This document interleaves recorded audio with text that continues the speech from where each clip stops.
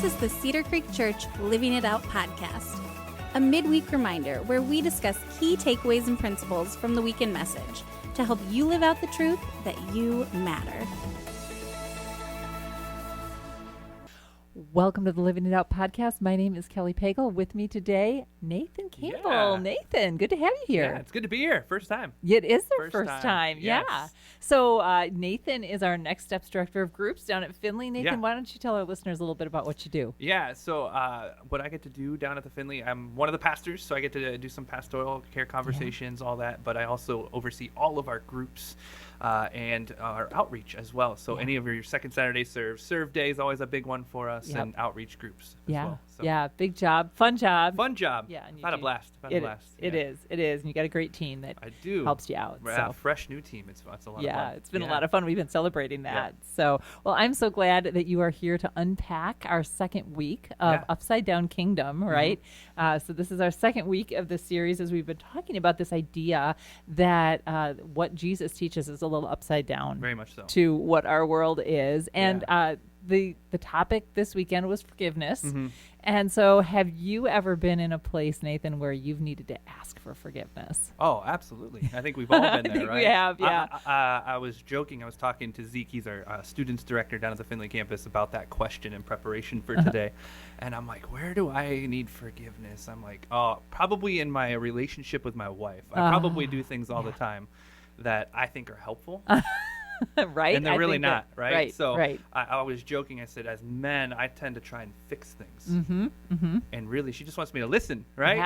Yes. I have to apologize all the time because she didn't want me to fix nothing. Yeah, so she just wanted you to I was intending to listen. help, right? I didn't think I was, but fixing things isn't always the right answer. Isn't right. Sometimes we just want a listening ear, Yeah. and you're looking to get things Absolutely. done. How about yourself? Oh boy, that spousal relationship is huge. And with my kids too. Like, sometimes I need to they're getting older. I've got an almost 20-year-old and an almost 15-and-a-half-year-old going for his license. I'm in a way different season of life. Yeah. And so sometimes I still try to, I don't want to say mom them too much because I'm a mom, but like I need to let them make their own. You're in that coaching phase. I'm in the coaching phase of parenting, and sometimes it's a hard transition, especially as you're watching them. I'm sure. And you're like, I can only imagine. I've got a almost 4-year-old and a 5-month-old. So, right. Yeah. Right. Yeah. Much different phase. But I'm still finding myself asking for forgiveness because. They test your patience with their toddlers, right? Yes. Clara can do no wrong. All she does is sleep, eat, cry. So. Well, she sometimes sleeps not at the times you'd like her to, right? Right, yeah. So forgiveness is a topic, though, that we all need that forgiveness, and yet it's not always easy. I think it's hard. It's very hard. I think Ben hit it right where, when we want forgiveness, right? But when we're on the other side of it, we want revenge. Yeah. Right? Yeah. So that justice, that revenge. Like, and it's so true, right? I know we were talking, and he was saying, when you're driving down the street, and he may have used that this weekend. I can't recall where the conversation come in. I'm that guy. I am that guy. Yeah, and it's like, I'm sorry. Sorry for anybody. I had to drive up here from Findlay, right? So no, I didn't have any of that today. But. Yeah, but it's so easy, right? When you're in a hurry and you're like, and it's like, okay, nope. And we're talking usually 10, 15 seconds, right? Seriously. Oh, boy. Wow, that's convicting. Thanks, Nathan. Right? But it's so true. We all do it. I think we all do it. We do. Yeah. We do. Yeah, for sure. And so it's been really interesting to kind of think about this and how did Jesus handle things. And so that's what we're going to talk about today. Yeah. And for our listeners, a lot of you I know have heard the weekend message. If you haven't, we really encourage you to go back. But just to kind of set the stage, can you give a quick recap of what Ben covered this weekend, and then we'll dive into some additional info. Yeah. So I think to start with, he talked about John 8, 1 through 12. And I think just for our listeners, it may be good to just read through those passages and set up the story, and then really Ben unpacked it from there, right? Yeah, so, absolutely. If you, John 8, 1 through 12, it says, Jesus returned to the Mount of Olives, but early the next morning he was back again at the temple. A crowd soon gathered, and he sat down and taught them. And he was speaking. The teachers of religious law and the Pharisees brought a woman who had been caught in the act of adultery. They put her in front of the crowd. So this is really where the story begins to unpack for us, right? And right. so they said, "Teacher," they said to Jesus, "this woman was caught in the act of adultery. The law of Moses says to stone her. What do you say?" They were trying to trap him into saying something they could use against him, but Jesus stooped down and wrote in the dust with his finger. They kept demanding an answer, so he stood up again and he said, "All right, but let the one who has never sinned throw the first stone." Then he stooped down again and wrote in the dust. When the accusers heard this, they slipped away one by one, beginning with the oldest, until only Jesus was left in the middle of the crowd with the woman. Then Jesus stood up again and he said to the woman, "Where are your accusers? Didn't even one of them condemn you?" "No, Lord," she said. And Jesus said, "Neither do I. Go and sin no more." And so that's really, his whole message was revolved around this, right? Yeah. And I think, so we see the Pharisees are really trying to trap Jesus right now. Yes. And really, why we say trap is because if they were really following Moses' law, the man that was a part of the adultery would have been there. Exactly. Right. And that was a piece that I think I knew, but I hadn't thought of. I'm like, oh yeah, that's so they weren't really following Moses' law. They were trying to really trap Jesus into seeing how he would react to this. And I find it very interesting. We have no idea what he was writing. You know, he stooped down. He's writing and I loved where Ben said he probably, maybe, possibly, we don't know, right? We don't know. Yeah. Oh, where's the man? Yeah. Yeah. So true. Like there's it takes two to tango, right? Right. And so, right. That was super interesting. And so really what we're learning is that we all need forgiveness. Mm-hmm. What we see is that every stone was dropped. They all ended up dropping their stone. And I think he described it from the whitest beard to the blackest beard. Yeah, one of the translations works that way, that oldest to youngest. Yeah, they continue to drop the rock because they've all sinned. They all have sinned, in which you have sinned, I have sinned in my life. Yeah, we all sin. We all need short, forgiveness. Right? We all need forgiveness somewhere. And so how does Jesus handle that? We have to step into it. Yeah. You have to see it. Yeah. And so. Right. Yeah. And he talked about that we need to see what it is and acknowledge it. Yep. See it, ourselves. Acknowledge it, and then live from it. Right. Yeah. Those were, I think, the three things that Yep. he stepped. Extend it. That's what it was. See it, extend it, and live from it. Exactly. Yeah. Yeah. Yeah. So really great message, I thought. Definitely. I know people were enjoying it this weekend. I think so. We had some props. That was really fun. The stones. Yeah. There was a lot of work throughout the week for that, but man, it was very helpful. Yes. To have a stone. So I know Ben was saying it goes back to the old times, like when Lee was here. I have props today. Yes. So, yes. I remember that there was a shard of pottery that we used one time with Lee, and my husband still has that. So it's amazing how long you.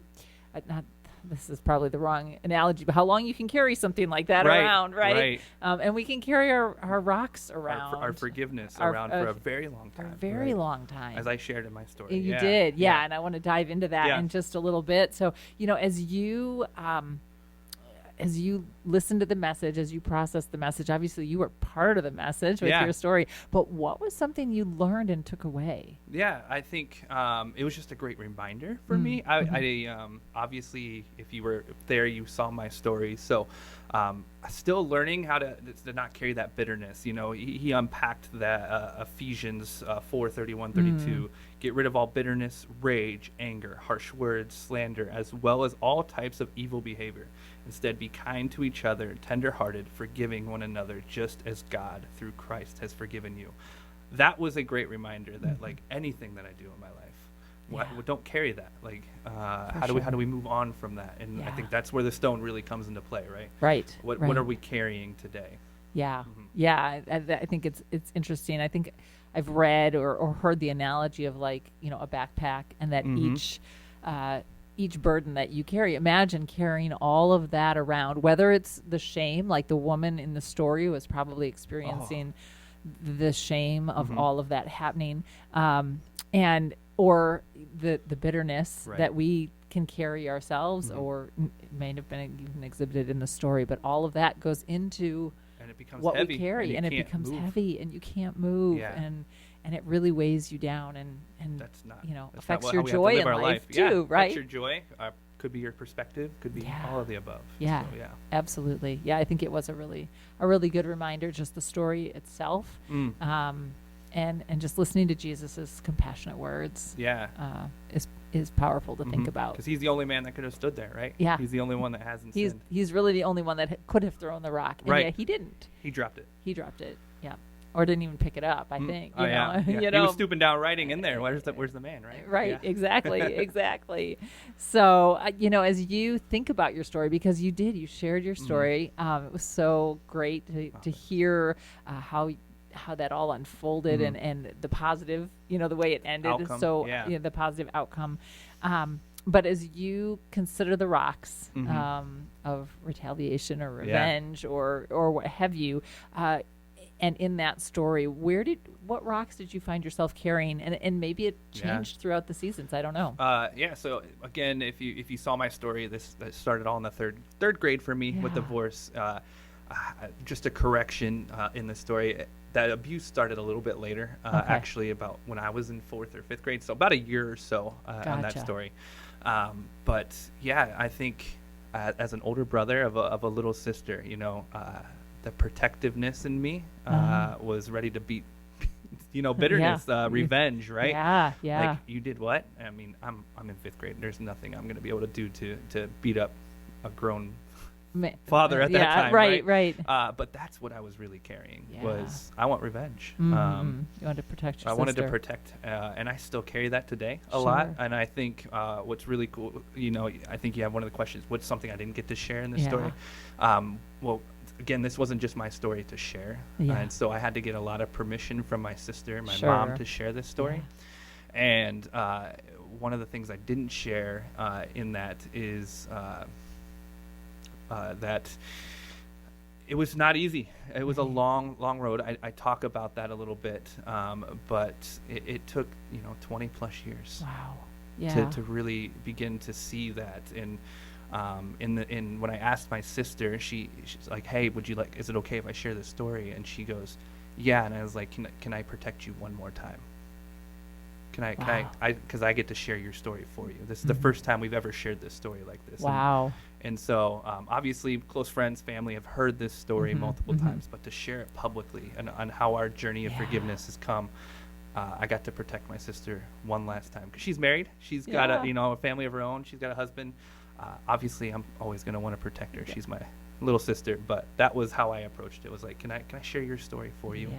Can I give you that one last protection? And so, Interesting. yeah, that protector in me, it can be dangerous, though. Prideful. I was going to say it runs strong, and yet, you had to be really careful and probably unpack over the years. Like there was the bitterness and the revenge. Lots of counseling. Meant out of protection, but how easy Not it healthy. can go, how unhealthy it can become, even though it's honorable on the surface and just being Earthly mindful would of say it. it's honorable, right? Yeah. The earthly person. This is where the upside down starts to kick in. Yeah. Okay. Right? Yeah. Sure. So earthly wise, it would say, yeah, you would go out and get revenge. That's my job as an older brother, or even now, if this were to happen to my revenge. That's what the world teaches us. But Jesus says, no, right. Turn it around, be upside down. Yeah. Actually, look at it from an unearthly a heavenly perspective. heavenly How would he react? Wow. That's where it comes into play. And that's hard. It's not easy. Yeah. Again, 20 plus years. I would say I got there a little quicker, but it wasn't. She experienced more of the abuse than I ever did. And so for her, I think she'll even tell you, in the last year or two is when it started to I need to move on. I'm starting my own life now. Gotcha. And I don't need to be. My life isn't dictated by the sin of other people's that I'm carrying. Yeah. That forgiveness, that weight that we were talking about, just had to drop it and move forward. Yeah, not easy. And I love how you stepped into saying that it was not overnight. No. It's not like, hey, I follow Jesus, everything's okay now. Right. At all. Yeah. I mean, we grew up in the church, as I shared in my story. Yeah. The story ends well, right? So I have a guy, my stepfather, who's I call dad. He's the guy who's raised me from that moment forward. We were raised in a church. We went to church. That didn't happen overnight. Not at all. It's a process. It's a journey. An adventure, if you want to call it. And it takes time. And I think one of the biggest things that I began to realize, and that you can even ask my sister, is that forgiveness doesn't necessarily mean relationship either. That you did mention that. You alluded to that. So talk a little more like what you learned about that through this process. Yeah. So as I had mentioned in my story, there's different levels of love, I think. And I know I was breaking this down with somebody else. Like, maybe you don't love them, but you care enough to forgive them. But nowhere, at least, I mean, someone could call me out. We can ask one of our theologians here, but I don't see anywhere where it says I have to build a relationship with the person that I'm forgiving. But I do care enough to forgive and pray for you. I think praying for you was another step that was really difficult. I forgive you, but now I'm going to pray for you. Yeah. Because I want the best for you, right? But I don't need to know. I don't need a relationship. I haven't spoken to him since, I said the 3rd grade. This is a correction again, but it was about the 4th or 5th grade. Okay. I haven't seen him over half my life now, so you haven't been in communication and all of that. No side of that family. No. Yeah. So, and yet you still pray for him, like it, and that's an opportunity for you to heal through that care for him in prayer. Exactly. And that's the upside down part, right? Yeah. Again, goes back earthly wise. They would say, no, I want to see justice. I want to see him go to jail. I want to see him suffer the way that we suffered. Is there parts of you that felt that way throughout life? Absolutely. Yeah. But then you have to start making that shift. And what is God asking us to do? And did you find, as you were processing that, I mean, and like you said, it was 20 plus years for you. Yeah. Did you put your rocks down and then decide that you needed to pick them back up again? Like, did you find that, or did? Looking back, I'm sure there's been moments of that, right? Yeah. Again, I think I feel it every time I go back to Pennsylvania a little bit. That's when you go near the area where it happened, you're gonna feel it a little bit. You're gonna want to take control, and I think that's where we need to continue to lean in and trust more. Yeah. Very good point. Hey, release it. But as humans, you start to feel that rage. You start to feel that bitterness start to creep back in. And so, it happens. I was going to say, I guess that was kind of, Yeah. Just to let the listeners know, like that, I think that's not abnormal. No. To have a struggle of, I want to let this go, but boy, it's so easy to pick it back up, and I need to let it go again. I think that's Satan wants you to think that way, right? That's the enemy's trick, right? Right. He's hey, I'm going to remind you of this again. Get you stirred back but up. That's where again, continue to just lean in, trust God. That's you're bigger than that. I think I said I'm bigger than that in my story. Yeah. And that's where you just need to remind yourself who God says He is. Continue to lean in those moments, because the enemy's pretty good at what he does, and he's going to use every advantage he has. Yeah. And I think again, just for me going back to Pennsylvania in those moments, I feel it a lot. Yeah, and strengthening yourself in the word, and know it, like as you were talking about that, it's like you know that's a place where you could get riled up again, and so now you can have some counter attacks, if you will, of your own. Like, I know this is a time I struggle, so I'm going to be in Scripture or however you found is effective. I wonder, looking, there's a portion in Matthew 18:22 where Jesus says that we need to forgive 70 times 7. Yeah. I wonder, this is just a perspective of mine. Like, I have to keep forgiving that, even in the moments where I feel that bitterness, anger start to creep back in. I'm going to forgive again in those moments.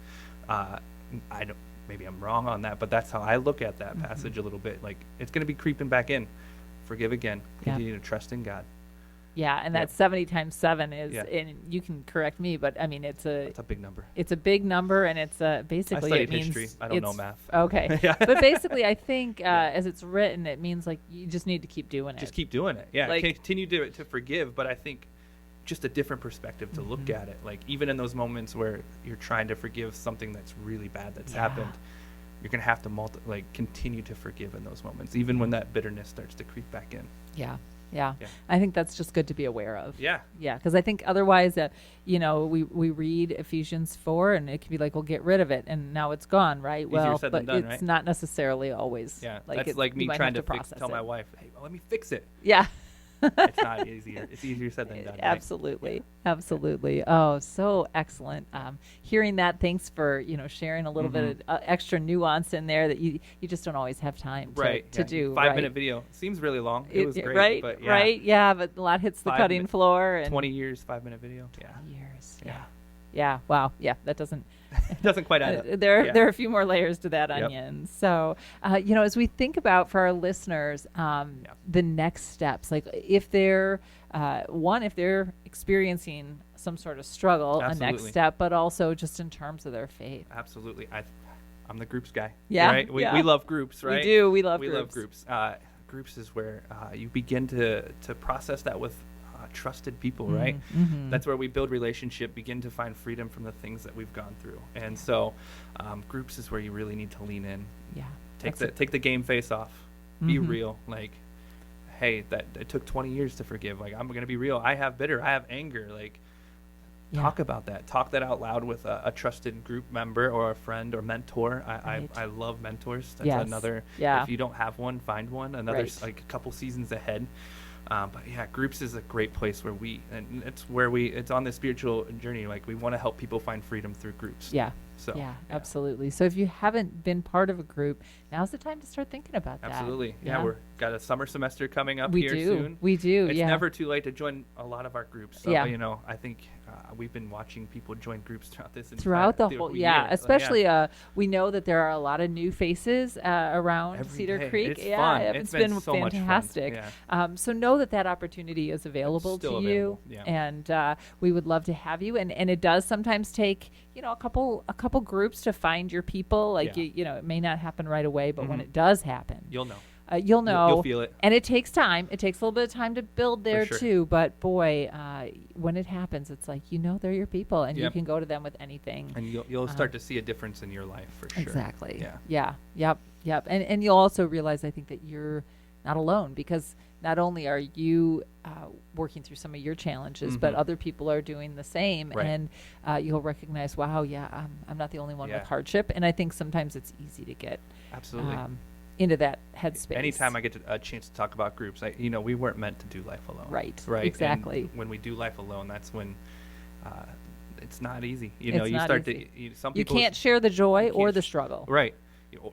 Exactly. You can't share both, and really, it's in the struggle where we need more people. Because you can go some dark paths if you're not careful. Good point. So groups, if you haven't thought about them, we'd love to have you. And if you've been in part of a group and you're like, I've been a part of a group, what else? Maybe lead a group. Summer semester is coming up. I think that's the easiest way to step in and leading a group the first time. It's only 6 weeks. Right. A great time to lead a group. And summer's also a lot of fun. You can do some more fun things, because we have that free market approach here. We do. And so I'm excited for my summer group. I get to go golfing. So that's great. Stand up. All the outdoor things are really fun. Walking. Stand up paddleboard, canoeing, whatever you love to do. All of it. All of it. And so fantastic. Well, and we've got something else coming up, Easter. That's a big thing, right? Yeah, it is. Yeah, we got Easter coming up, and the Good Friday services. If you have never been a part, like, we just did the Good Friday service for the first time last year. Exactly. And so you have 2 unique opportunities to join that on Good Friday, either at the Perrysburg campus or the Findlay campus, 5 and 7. Looking forward to that. Yes, it was great last year. It was really fantastic. It's fantastic, and it's a good reminder of what Good Friday actually is, right? And then you can really start to celebrate on Easter. And so times are different. Check out online what the times are for Easter that day. But I'm looking forward to it. Easter egg hunts at all campuses. Woohoo! A great family event. That'll be great. It's also a second Saturday weekend. It's going to be a busy weekend. I'm going to get every opportunity I get to throw out outreach. So second Saturday. Absolutely. There you go. Please do. If you're not familiar with that, we do a service event at each of our campuses every month. That you can, and it's like a whole dip your toe in. If you're like, I don't know about this whole groups business, but this is that little first step. Make a difference. Meet people. Have some fun. Right. And serve. and serve. Yep. A great opportunity there. Well, Nathan, thank you. Thanks this for was having me. so much fun. This was a blast. We're gonna have to do this again. You got the microphone, the headphones. I've never been a part of this. I listen to a lot of podcasts. Okay. Well, great. and now you can say you've been on a podcast. I'm an official person on a podcast. You are official podcast guest. Patrick so. Lencioni, here I come. That's right. There you go. Yeah. First stop, Cedar Creek. Next stop. At the table. Here we go. There we go. Well, listeners, I hope you've enjoyed this as much as I have. It's been great having Nathan on, and we hope that this time has reminded you that you matter and has given you that insight into what living in Jesus' upside-down kingdom looks like and helps you to live that out throughout the week. Yeah, thank you so much. Yeah, thank you. Thanks for being here. Yep.